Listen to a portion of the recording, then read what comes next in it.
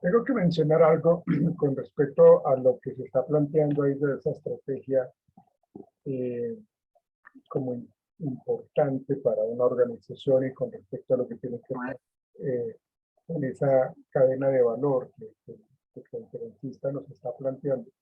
Eh, yo digo que si nosotros no tenemos eh, el capital humano, que es como lo más representante en cualquier organización, que no lo tenemos totalmente identificado y valorado y comprometido, seguramente esa cadena de valor se va a perder. Seguramente ese margen de ganancia y ese captar la idea de tener más clientes también se va a perder. La estrategia y la cadena de valor están relacionados muchísimo con el talento humano. Todo lo que queremos obtener como ganancia, como resultados de productividad y de incremento en el manejo económico, en las ganancias, está vinculado con el talento humano. No puede ser diferente, ¿sí? No puede colocarse por debajo al factor humano, el talento humano, para alcanzar toda una serie de estrategias organizacionales. Pienso yo que las estrategias organizacionales o gerenciales van de la mano, pues precisamente en la cabeza brillante del gerente y cómo gestiona él. Estamos hablando entonces de una persona que realmente piensa, siente, reconoce eh, con quién o con qué grupo de personas puede lograr esa cadena de valor. Con qué grupo de personas va a lograr pues, alcanzar esos objetivos. Entonces, es muy interesante cómo lo está planteando él, pero de hecho lo mencionó en alguno de sus comentarios y decía de que pues si queremos tener el mejor grupo de ventas, pero para tener el mejor grupo de ventas tenemos que tener a los mejores líderes que motiven, que incentiven, que promuevan, que sean creativos. Y los líderes también tienen que tener, pues, como eh, otras personas más arriba jerárquicamente en esa estructura organizacional, pues también personas que reconozcan la importancia de cada uno de los integrantes de la organización. De no ser así, seguramente cualquier organización se iría a pique, estaría totalmente mandada a recoger, tendería a extinguirse, porque no tiene como prioritario el talento humano. Entonces, veamos un poco más de esta charla que nos plantea Michael Porter para poder finalizar nuestro tema de hoy. Permítame entonces, por favor, de respetar.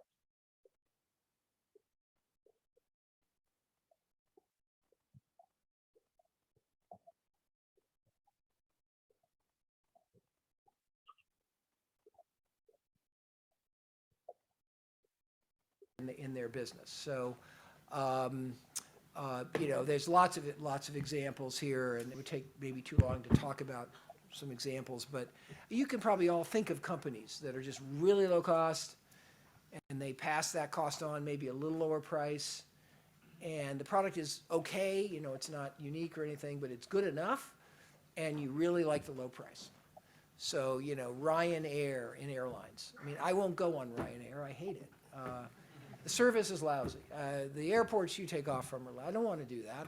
And luckily, I don't have to because I can afford to go on, you know, Iberia or some other airline that has a different way of achieving competitive advantage, which is more on service and kind of providing the right environment for the customer and so forth. So differentiation involves a whole set of different things than low cost. And usually what we discover is you can't do both at the same time. It's very hard to be the unique company that gets the higher price and also be the lowest cost, because usually what it takes to get a higher price is better people, more service, products with more features, and those things are costly. You know, to develop a product with 10 features is more costly than developing a product with 5 features. The production is also usually different. So we've often said that, you know, once in a while it can happen for a short period of time that you can be both lowest cost and differentiated in the same business. But usually over time, somebody comes in and finds that customer segment that doesn't really need all of the features and really focuses on that and that customer group. So, you know, that's kind of the dynamic of price versus cost. And then that all then relates to the plumbing is the value chain. And it's how you go about marketing, how you go about production, what your supply chain looks like. There's not one best supply chain. There's different supply chains that have to do with how frequently the delivery is, you know, what kind of service the customer wants with the delivery. And you can have a very simple supply chain that just shows up and throws the package, you know, with the customer. And you can have another supply chain where somebody provides a lot of support and service. And so, in fact, one of the things we say, and this is sometimes shocking, is there's no such thing as a good supply chain. There's no such thing as good marketing. There's only good marketing for a particular strategy. And the best marketing for this strategy is not the best way of marketing for that strategy. And so I think we have to understand that strategy is putting all the functions together, recognizing the diversity of needs in the market and putting those two things together. Hopefully that, I could go on, but we'll stop. Professor, business succeed or fail based on their competitive advantages, no? And we have seen a number of innovative business practices that have been really milestones, but competitive advantages is evolving real fast. There's been a tremendous evolution in the last 20 years, but what's a bit scary is what's coming on now with these business evolution. What's your perspective of the future we're going to confront? Well, that's a fairly general question. I will tell you that you know, competition is always changing, and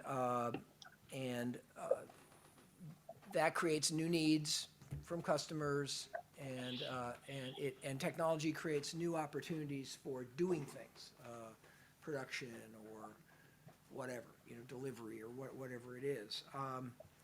And what we you know, what we see is this constant search for something unique, because that's what allows you to succeed. And that unique could be better and higher price, or it could be just what you only need, not buying too much. Therefore, it can be lower cost.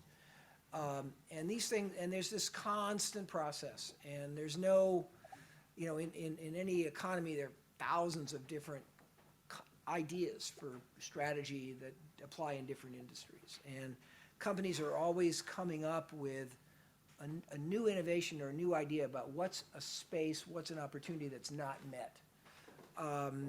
And, you know, one can't really generalize about, you know, what strategy innovations, every strategy is different if it's going to be successful than the competitors.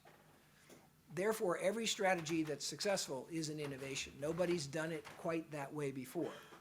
So entrepreneurs are always looking for the unmet needs. They're always looking at the way to use technology differently.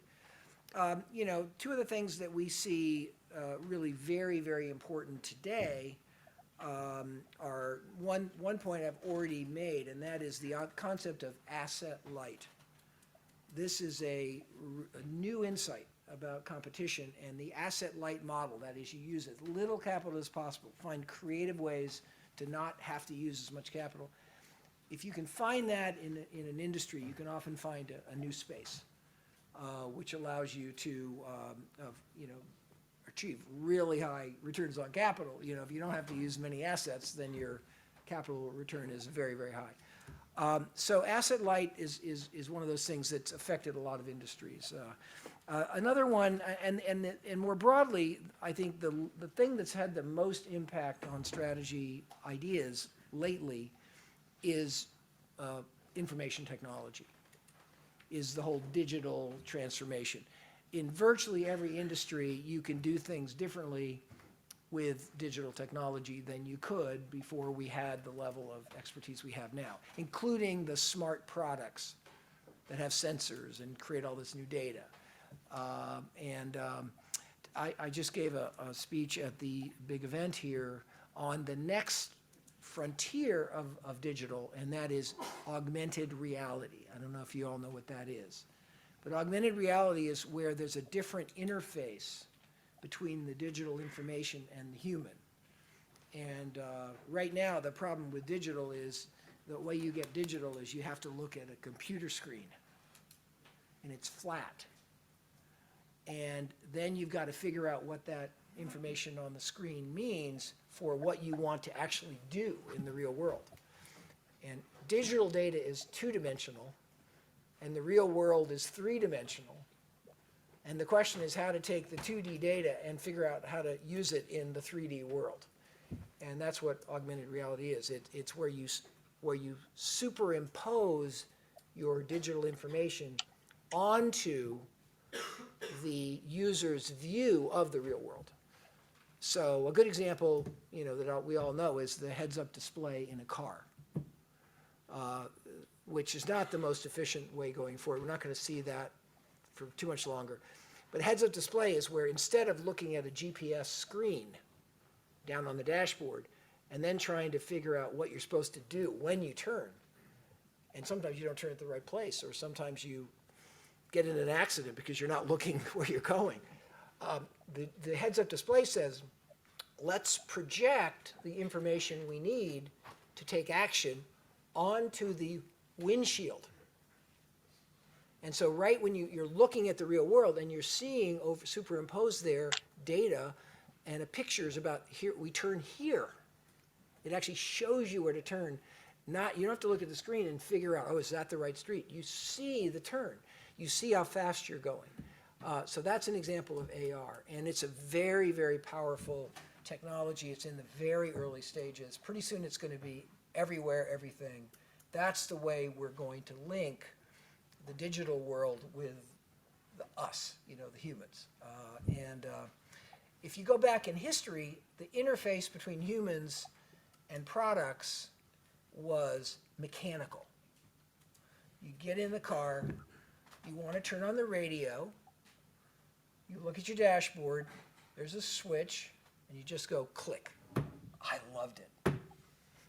Now you go into a car, and because it's all digitized, you have a graphical user interface. And you've got all these buttons and stuff, and frankly, I can never figure out or remember how to turn on the radio. Because there's so many options on the graphical interface. That's one of the strengths. You can have a lot more control options, but the presentation on a 2D flat screen is not really very helpful for getting the user to actually do what they want to do. So we're gonna have a world of AR where, for example, you walk into your kitchen, with your, and you're going to, by the way, AR is going to, the interface is going to be this. It's going to be just a pair of glasses like this. And those glasses are going to have the capacity to overlay data. And they're also going to have the ability to listen and to talk. So you're going to walk into your kitchen. You're going to look at your refrigerator. Your refrigerator and your glasses are going to recognize your refrigerator.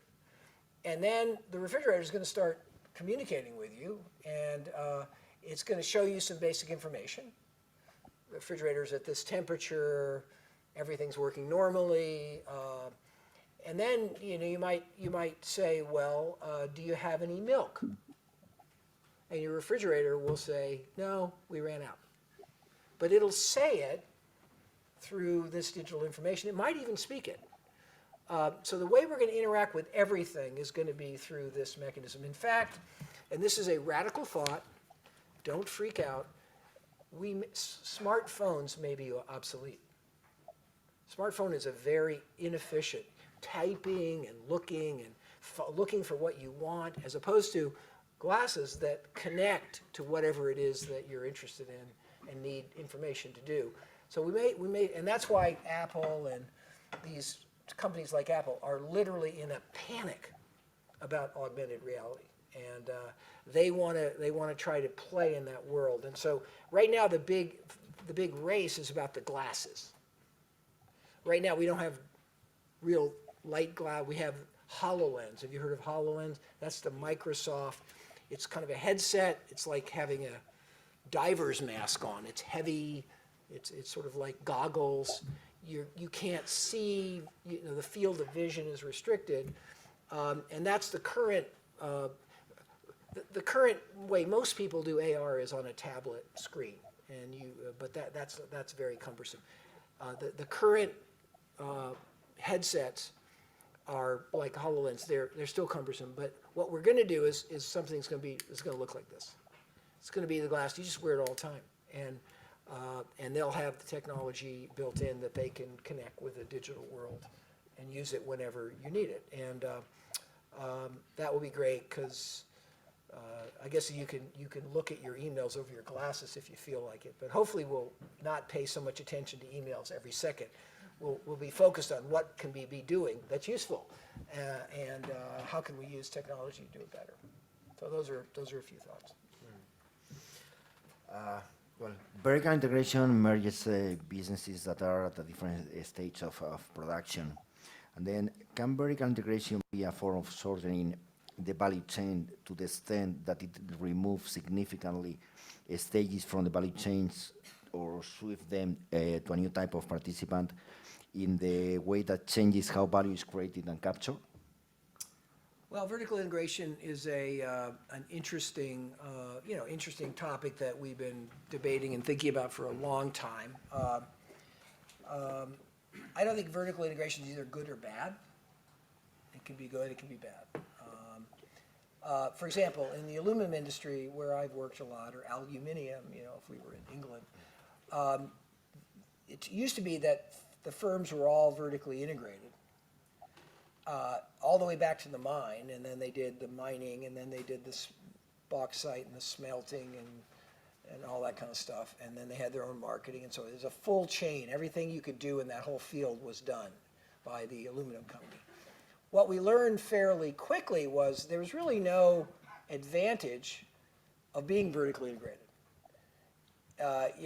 If you were just really good at each stage, you didn't have to put them together. You could just find a supplier who was really good at, the mining part and buy high quality, low cost ore from that person, and then some of the parts of the value chain you would do internally, depending on your capabilities, but you would outsource the rest. And whereas in other industries, you can't make things really, really efficient unless you actually control the various stages, and you can achieve the synergy across the various things in the value chain. So vertical integration is it's something that and as things change, sometimes you want to be more integrated, sometimes you want to be less integrated.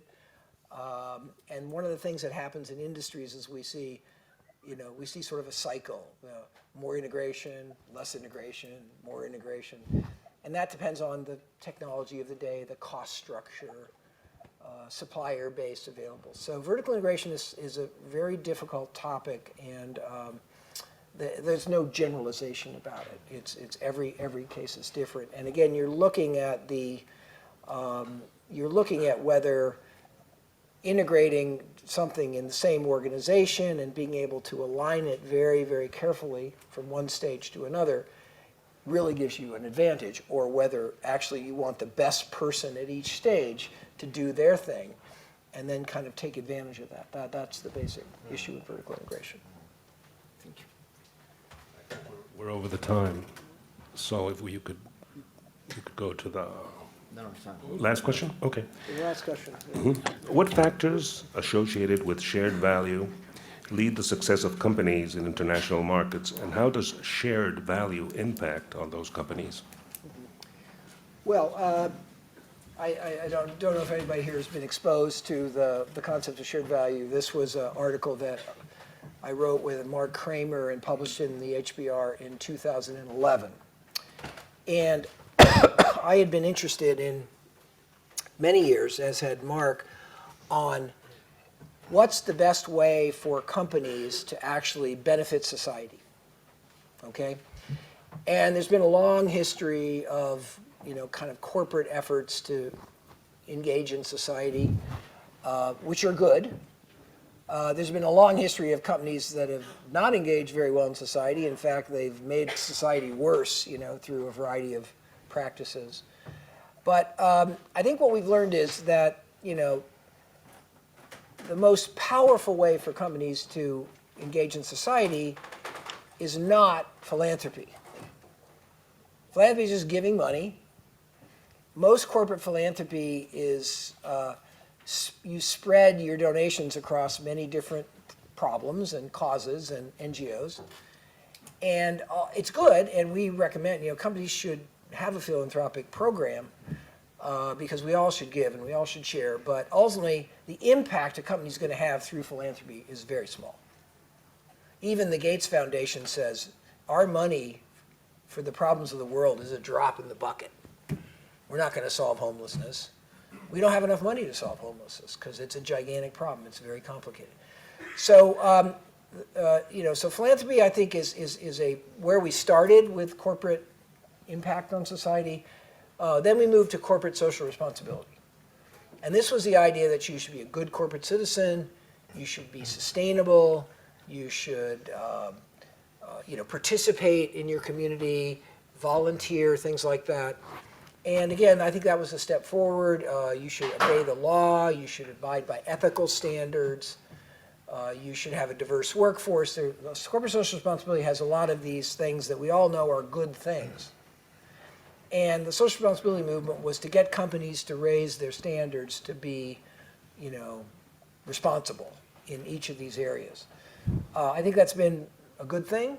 We encourage everybody to keep doing that. We can keep getting better. But corporate social responsibility is really about compliance with kind of standards that have been set, and also about image and being viewed as a good company. The trouble we have with corporate social responsibility, and I'm not saying stop, but I'm just saying just realize this, it's not going to have a very big impact. It's not going to solve any of the big problems of the world. Yes, you may have sustainability in your company, but that's not going to solve the environmental issues of overuse of resources, okay? Every company can do a little tiny bit, but if this is just being responsible, then and if you're checking the box. Right now we have this whole system of ESG indicators, environment, social, governance. Companies now get rated on these indicators, and it's good to have a high rating, and investors sometimes want a company that's highly rated, but the high-rated companies are not changing the world because they're checking all the boxes. They have a sustainability program, they're trying to have more renewable energy. They go through the usual suspects of things that you want to do. Shared value is different. Shared value is where you identify a social problem where your company touches that problem through your product, through your value chain. Shared value is about making a social impact in focused areas with a business model, not a charitable model, not a reputation model, a business model. If you can come up with a product that's the most environmentally powerful or best working environmental product in your industry, you can make money doing that. Sorry, tobacco could fit into it? The tobacco industry, the product is never going to be shared value.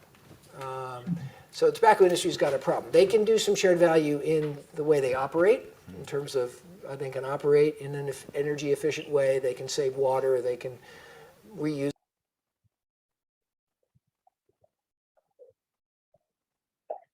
Este tema del valor compartido es supremamente importante e interesante. Hoy día las empresas, las grandes empresas, las multinacionales trabajan muchísimo esa responsabilidad social empresarial y tienen que compartir, bueno, tienen que manejar ese valor compartido. Lo que planteaba él es de que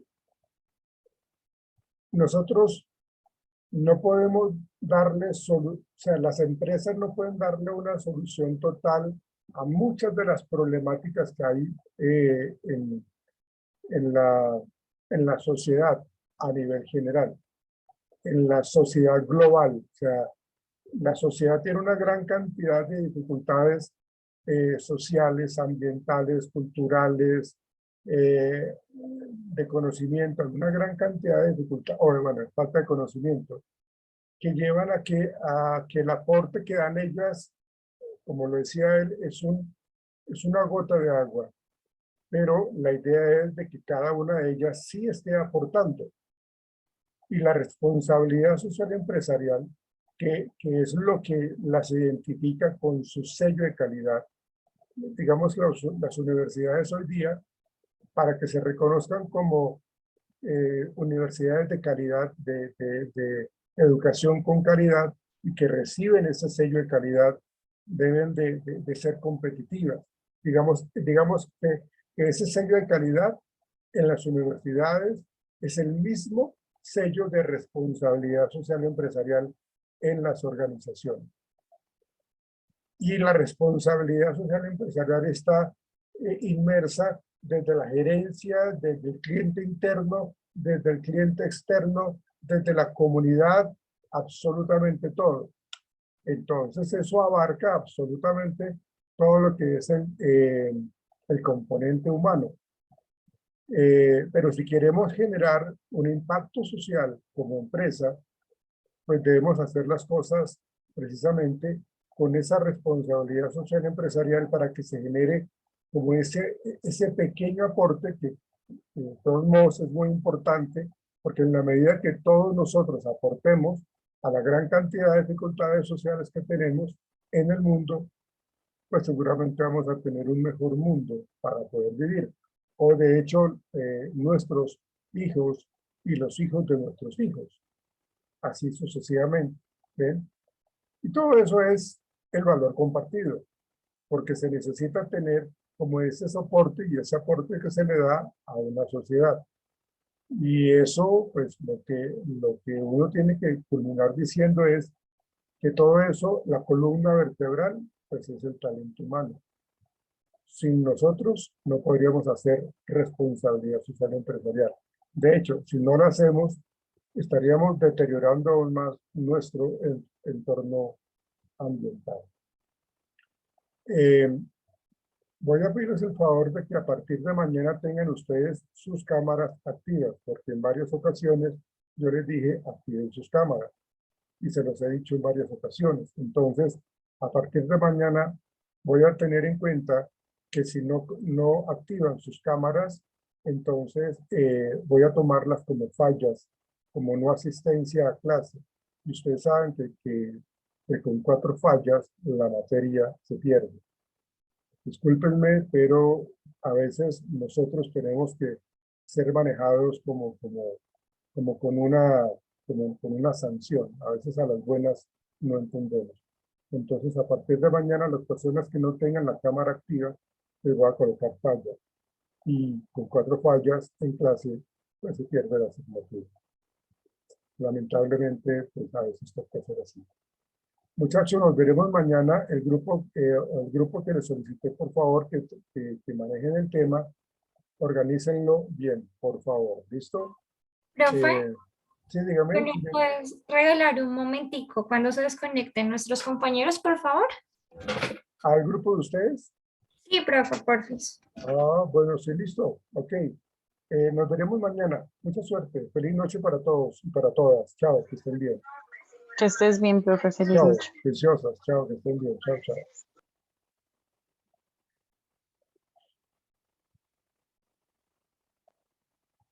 A ver, cuéntame. Ahora sí, profe. Profe, es que queríamos, ayer pues estuvimos haciendo las mejoras en lo que nos dijiste de la exposición del plan de capacitación Ujú.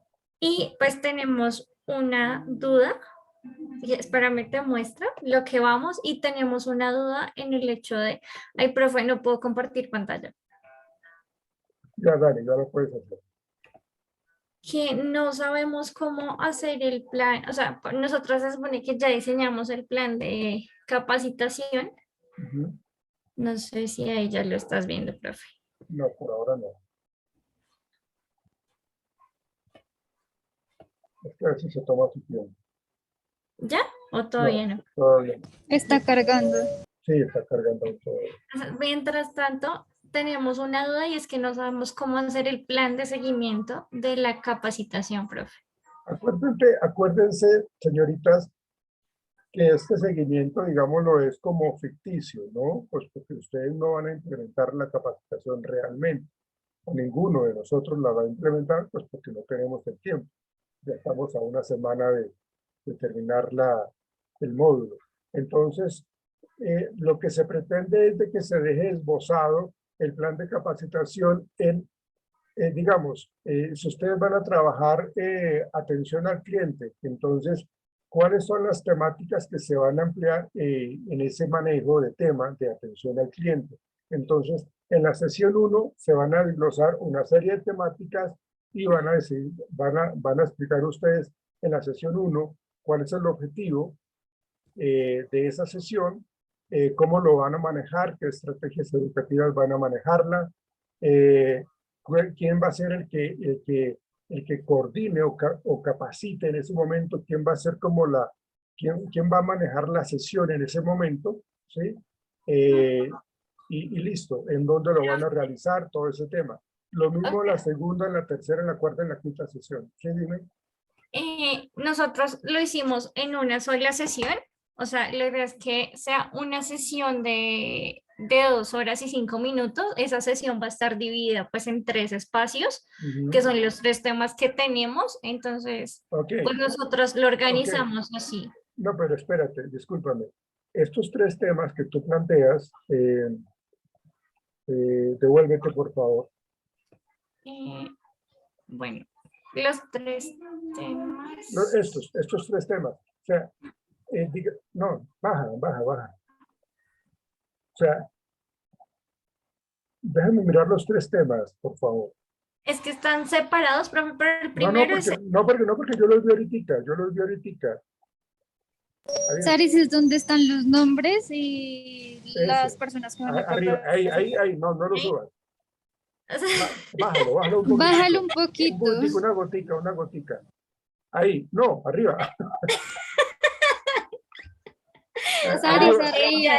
arriba, tienen arriba de los nombres. capacitadores, carajo.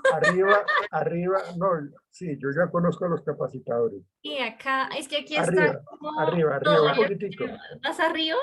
Sí, claro, un poco más arriba. Una gotica, ahí, quieta ahí. No te muevas, ahí, quieta.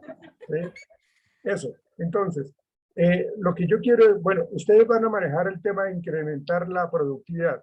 Para ustedes, ¿qué conocimientos deben adquirir los que asisten a la capacitación en incrementar la productividad? Entonces, digamos que ese es el objetivo principal, incrementar la productividad. ¿Qué se necesita para que el trabajador incremente la productividad? Entonces, se necesita que maneje, por decir algo, las redes sociales, entonces tenemos que capacitar en redes sociales. Y así sucesivamente, ¿sí? ¿Cómo promovemos el buen uso de los implementos de cocina? Entonces, ¿qué es lo que, o sea, cada de esos 3 puntos tienen que desglosarlos en procesos de capacitación. En una sesión van a, entonces a desglosar, incrementar la productividad. Digamos que las 2 primeras sesiones van a manejar ustedes incrementar la productividad. Cumplen eso y pasan al siguiente objetivo, que es promover el buen uso de los implementos de cocina. ¿Cómo lo van a hacer? Y por último, tercero, fortalecer el servicio al cliente.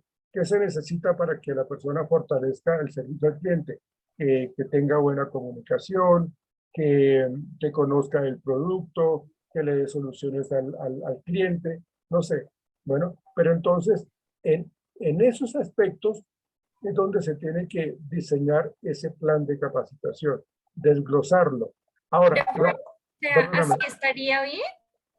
Por ejemplo, es que nosotros cogimos por tema y tema, entonces el capacitador, cuánto dura y los temas que se van a tratar. ok, listo, exactamente, así está bien.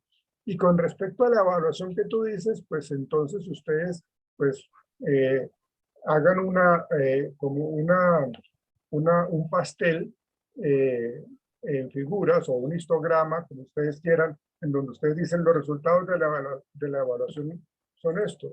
Y pues lógicamente eso es inventado por ustedes.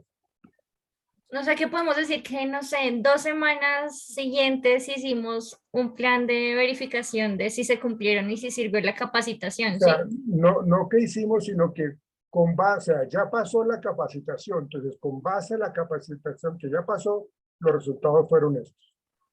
O sea, a la capacitación que ya se realizó. Por eso se habla de evaluación del proceso de capacitación, ¿no? Entonces, ustedes van a como que a maquillar unos resultados con respecto a las capacitaciones que ustedes dieron en el manejo, manipulación de alimentos. Entonces, ustedes dicen que se cumplió en un 80% y el 20% no, por tal cuestión. O sea, esto es lógicamente, pues, como les digo, inventado porque la capacitación no se va a correr realmente. No sé si me hago entender, Sara, Carol y Ana Milena. Profe, yo sí te entendí. Yo ya les explico a ellas. Bien. Ah, Sí, bueno, profe. listo, sí, porque ya se nos va el tiempo, señoritas. Vale, profe. Chao, que estén bien. Muchas Gracias, profe. Chao, suerte, Gracias, que estén bien. profe. Chao, Buenas chao, noches. chao.